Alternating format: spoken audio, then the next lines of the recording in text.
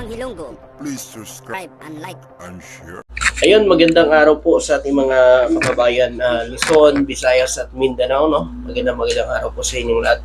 At syempre, nandito na naman po tayo para magbigay ng update, impormasyon sa lahat nating mga kababayan, lalo na sa ating mga OFW dyan. Mag-ingat po kayo palagi at lagi po kayong alamin ang totoo. Wag lang po kayo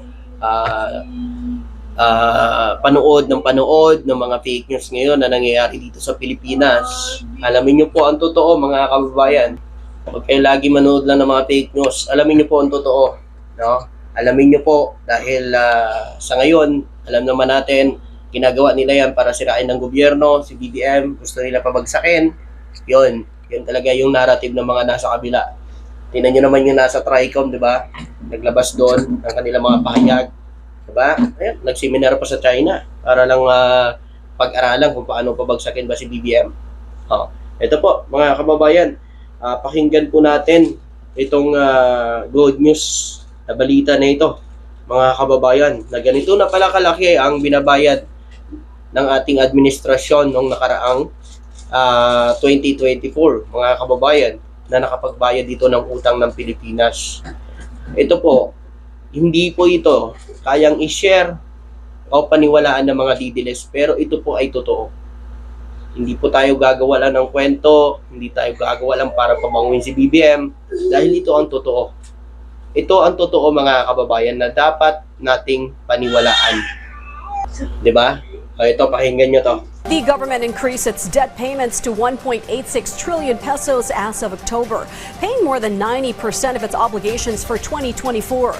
Data from the Bureau of the Treasury Department, or BTR, showed as of the end of October, the government has already settled 91.6% of its obligations for 2024, or an equivalent of 2.03 trillion pesos.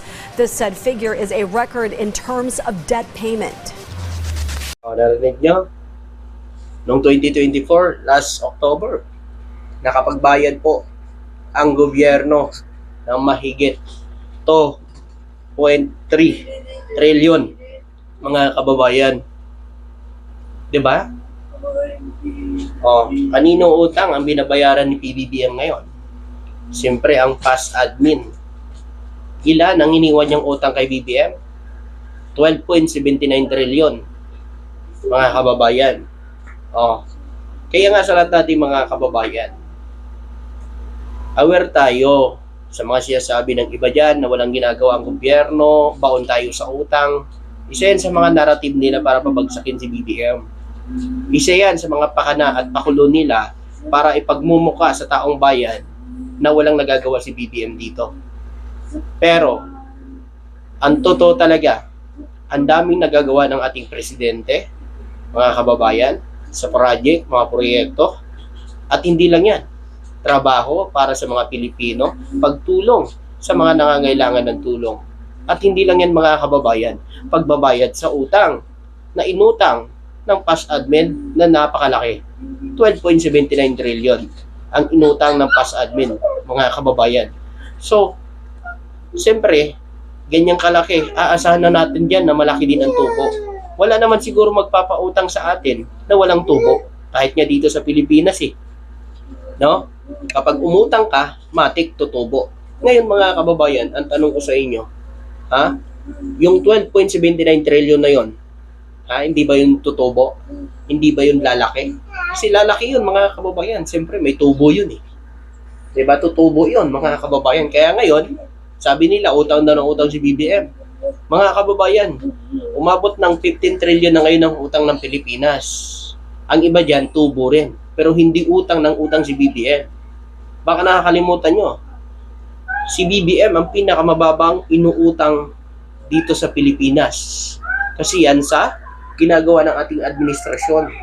Ang pagpasok ng mga mayayaman negosyante, ang pagpasok ng mga turista dito sa bansa, ay nakakatulong yan sa atin para magbigay ng pera dito sa ating bansang Pilipinas na hindi mo na kailangan umutang. Kaya, mga kababayan, tingnan nyo naman, di ba? Ang laki ng revenue nitong 2024, di ba? Umabot ng 4 trillion ang kinita ng revenue ng Pilipinas. Di ba? So, ayun nilang paniwalaan yun. So, wala tayong magagawa kasi ikes na sa atin yung mga ganyan kasi ayaw nilang maniwala dyan. Basta't may nagagawa ang presidente, pagdating sa mga DDS, madilim ang paningin nila. Wala silang nakikita. Kumbaga bulag sila. Kahit nakita, alam na nila, naririnig na nila, nakikita na nila, bulag pa rin sila. Kasi ayaw nga nila mga kababayan. Ang gusto nila, palabas sila ng fake news, natutuwa sila dyan, salita sila ng mga masasama sa ating administrasyon, adik bangag, ganyan, natutuwa sila dyan. Kasi mga kababayan, yan ang ano nila Diyan sila natutuwa Kumbaga yan ang kasiyahan ng mga nasa kabila. Diyan sila natutuwa sa pagsabi ng mga ganyan. Pero nyo ba naman, nagrarally sila, pre-rally. Pero ang sigaw, adik, bangag si BBM. Pre-rally ba yan? Nagdasal ka pa. 'Di ba? Nagdasal ka pa.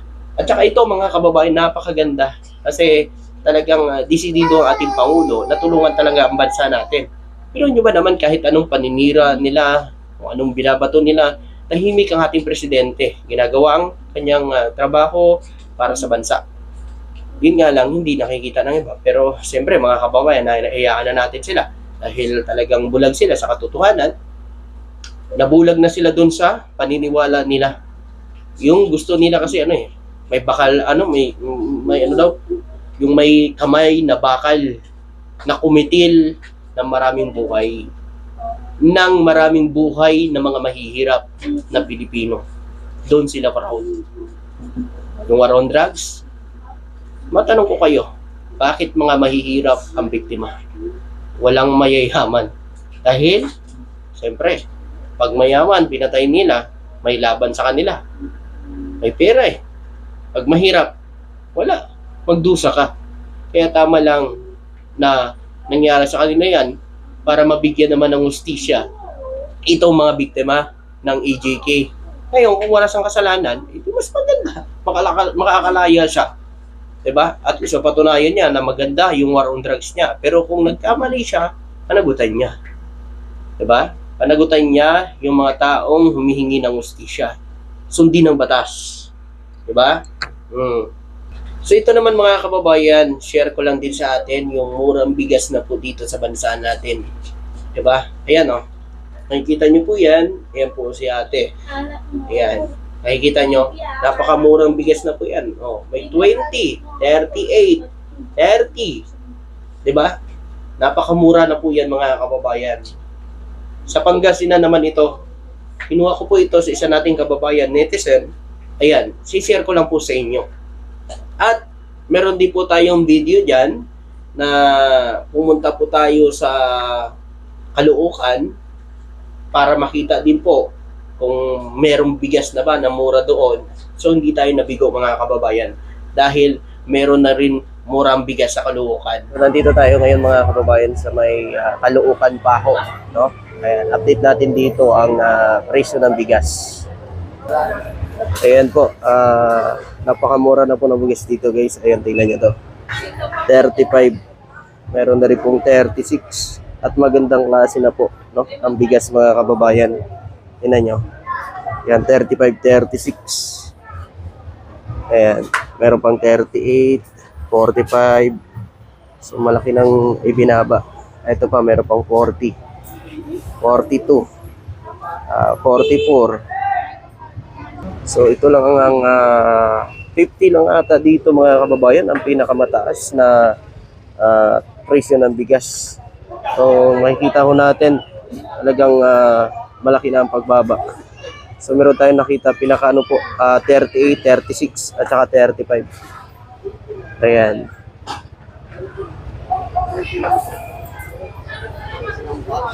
Ayan hello po ma'am, ano masasabi niyo po na meron na tayong nabibili ngayon na 35 at 36 per kilo na bigas po? Para sa akin po maganda kahit papano na babawasan yung budget. Kasi dati 60-50 ngayon, kahit papano pag 36 nakakabili na po ng bigas. Malaking bagay po. Ano po ba yung binibili niyo talaga na bigas niyan? Conforme po, kung siyempre titignan namin kung sino maganda sa kanila. Siyempre, pinakaano ko talaga yung makakamura talaga at medyo makakain naman siya. Pero dati ano pong binibili nyo dito? Mga 45 pataas. Yung wala pa. Ngayon, 38, 36. Ayan na yan. Oo. Malaking bagay na binaba talaga na 7 pesos. Malaking bagay na. Ayan. Thank you po. Maraming salamat. Thank Pangalan you. po natin, ma'am. Lot. Ayan. Thank you, ma'am Lot. Thank you. Maraming salamat at magandang araw. Thank you.